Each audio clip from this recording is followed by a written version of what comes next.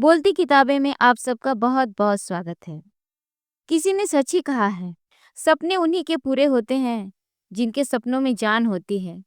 पंखों से कुछ नहीं होता, हौसलों से उड़ान होती है। जी हाँ दोस्तों, जीवन में जो संघर्ष से बचता है और अन्याय का विरोध करने का साहस नहीं दिखा पाता, वह कभी सफलता के स्वाद को चख ही नहीं सकता। इस कहानी में लेखिका ने इसी भावना को प्रकट किया है और एक छोटे से बालक के माध्यम से दिखाया है कि अन्याय का विरोध और कर्म साधना ही सफलता की कुंजी है। चलिए करते हैं कहानी का रुख और सुनते हैं कहानी हिम्मती सुमेरा, जिसे लिखने वाली लेखिका है मन्नू भंडारी। यह कहानी न राजा रानी की है, न मन बहला देने वाली परियों की। यह मामूली से बच्चे की अद्भुत कहानी है।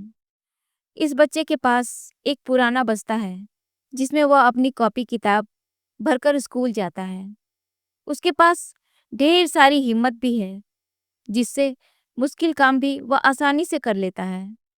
उसको प्यार दुलार करने वाली माँ अब इस दुनिया में नहीं है।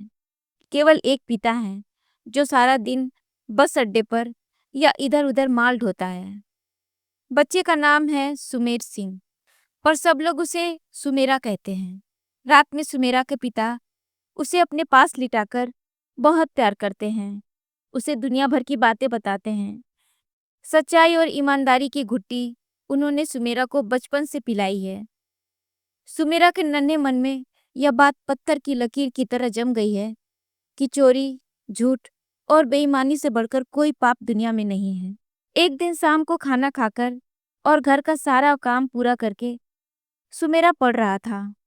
तभी उसने देखा 3-4 आदमी उसके पिता को उठाकर लिए चले आ रहे हैं। पता चला कि पहले बहुत जोरों से सिर चकराया और फिर वह गिरकर बेहोश हो गया था। आसपास के लोग उसे अस्पताल ले गए। 2 दिन बाद बेहोशी टूटी तो दोनों पैर बेकार, लकवा मार गया था। बेचारा 10 साल का सुमेरा करे तो क्या करे। आसपास रहने वालों ने कहा, पढ़ाई छोड़कर कोई नौकरी कर ले। सुमेरा के मन में पढ़ाई की धुन समाई हुई थी, मगर अब पढ़े तो काम कैसे करे और काम न करे तो खाई क्या। छोटा सा मासूम सुमेरा और बड़ी सी मुसीबत। सुमेरा बहुत हिम्मती था, घबराया नहीं। पास में ही सब्जी बाजार था। उसने तय किया कि 12 से 5 तक स्कूल जाऊंगा, सवेरे शाम बापू को देखूंगा और बाकी समय में सब्जी या कुछ फल भी बेचूंगा। सुमेरा ने सोच तो लिया, पर सोचने से ही काम थोड़ी ही हो जाता है। वह फल या सब्जी खरीदने के लिए पैसे कहाँ से लाए? खरीदेगा नहीं तो बेचेगा क्या? किसी से मांगना बेकार है। सभी इतने ही गरीब हैं, अपना ही पेट भर ले तो बड़ी बात। रात भर सुमेरा सोचता रहा, क्या करे, किससे मांगे। दूसरे दिन स्कूल गया और सीधा मास्टर साहब के सामने खड़ा हो गया। उन्हें सारी बात बताई और कहा, मुझे काम करने के लिए कुछ रुपए उधार दीजिए। मास्टर साहब उसके कहने के ढंग पर चकित हो गए। उन्होंने 30 रुपए दिए और कहा, यह उधार नहीं, तुम्हारा इनाम है।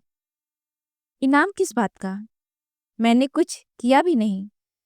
यह उधार है और ये पैसे मैं आपको लौटा दूंगा। मास्टर साहब ने प्यार से उसकी पीठ थपथपाई।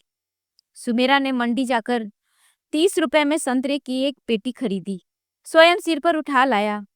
घर की एकमात्र थाली में उन्हें सजाया, पुराने कागजों से लिफाफे बनाए और सवेरे सवेरे सब्जी वालों के बीच बैठ गया।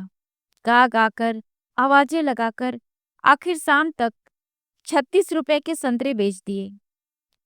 4 संतरे बचे, उन्हें वह बापू के खाने के लिए ले गया। उसने सोचा, 36 रुपयों में से 30 रुपए मैं कल के लिए रखूंगा, 1 रुपया उधार चुकाने के लिए अलग रखूंगा, 5 रुपए में आटा दाल लाऊंगा। सोचकर सुमेरा इतना खुश हुआ, इतना खुश, मानो खजाना मिल गया हो। दूसरे दिन वही सिलसिला। आज वह और भी जोर जोर से आवाजें लगा रहा था। बिक्री भी अच्छी हो रही थी। पर शाम होते ही एक अजीब बात हो गई। साइकिल के हैंडल पर थैला लटकाए एक आदमी हर ठेले वाले के पास रुकता और इशारों में कुछ बात हो जाती। वह आदमी सुमेरा के पास भी आकर खड़ा हुआ। सुमेरा तो कुछ समझा नहीं। पास वाले ने चुपके से कहा, 2 रुपए थैले में डाल दे चुपचाप। नहीं, मैं नहीं डालूंगा 2 रुपए। 2 रुपए दे दूंगा तो हम खाएंगे क्या? और मुफ्त में क्यों दूं? मुफ्त में क्यों दूं 2 रुपए? सुमेरा बोला। साइकिल वाले ने घूरकर सुमेरा को देखा और चला गया। बाद में बगल वाले आदमी ने बताया, वह कमेटी का आदमी था। बिना लाइसेंस के यहाँ बैठकर जो सामान बेचते हैं वे सब 2 रुपए रोज देते हैं। तूने नहीं दिए, अब तेरी मुसीबत आएगी। 2 दिन बाद कमेटी की गाड़ी आई।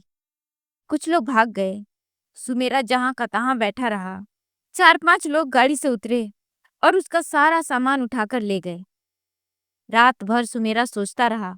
सबके समझाने पर भी उसकी समझ में नहीं आया कि उसका सामान क्यों छीना गया।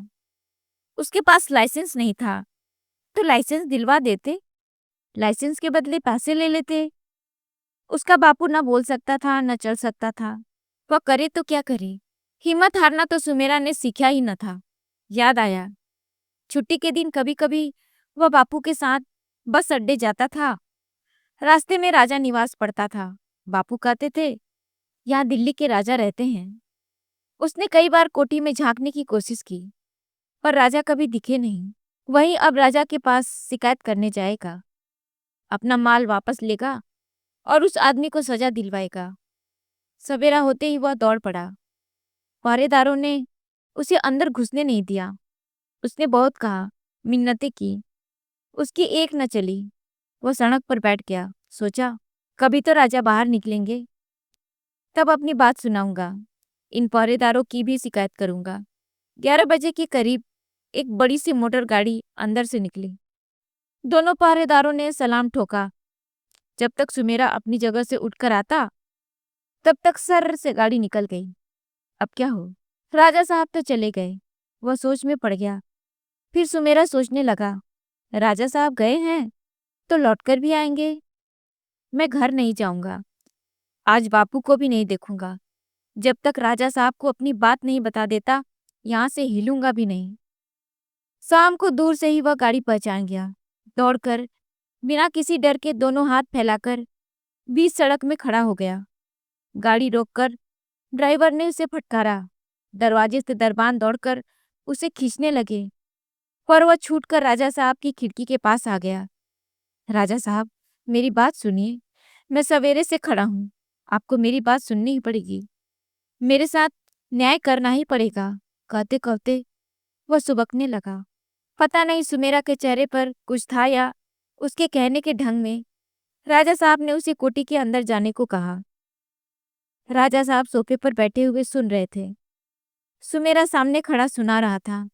एक एक बात उसने बताई। कहीं झूठ नहीं, कहीं डर नहीं। छोटे से बच्चे की इतनी हिम्मत, ऐसा हौसला। राजा साहब तो दंग। प्यार से सुमेरा को अपने पास बुलाया, पीठ थपथपाकर शाबाशी दी। फिर अगले दिन आने के लिए कहकर उसे विदा कर दिया। साथ में 10 रुपए का नोट जो उसकी हिम्मत के लिए इनाम था। दूसरे दिन सुमेरा ठीक समय पर पहुंच गया। आज पहरेदारों ने उसे रोका नहीं। राजा साहब ने उसे लाइसेंस दे दिया, साथ में 100 रुपए दिए। सुमेरा ने कहा, मेरा सामान 100 रुपए का नहीं था, वह केवल 30 रुपए का था। कोई बात नहीं, अब तुम 100 रुपए से अपना काम शुरू करना। 1 महीने बाद आकर अपने काम की खबर देना। सुमेरा खुशी खुशी घर लौट आया। यह कोई काल्पनिक कहानी नहीं, सचमुच की बात है। आंखों देखी, कानों सुनी। सुमेरा ने कठिन परिश्रम से अपना कारोबार आगे बढ़ाया। उसने अपने पिता का इलाज करवाकर उसे इस लायक कर दिया। शाम को जब वह कॉलेज से पढ़कर जाता तो उसका पिता दुकान पर बैठकर फल बेचता। कुछ ही वर्षों में उसने अपनी झुग्गी तुड़वाकर वहां 2 कमरों का पक्का मकान बनवा लिया। दिल्ली के सब्जी बाजार में आज भी सुमेरा की दुकान है। समाप्त। हमारी ऐसे ही प्रेरणादायक और जीवन को आगे बढ़ने के लिए हौसला देने वाली कहानी सुनने के लिए हमारे चैनल को लाइक, शेयर और सब्सक्राइब जरूर करें। तो मिलते हैं एक नई कहानी के साथ अगले वीडियो में। तब तक के लिए नमस्कार, धन्यवाद।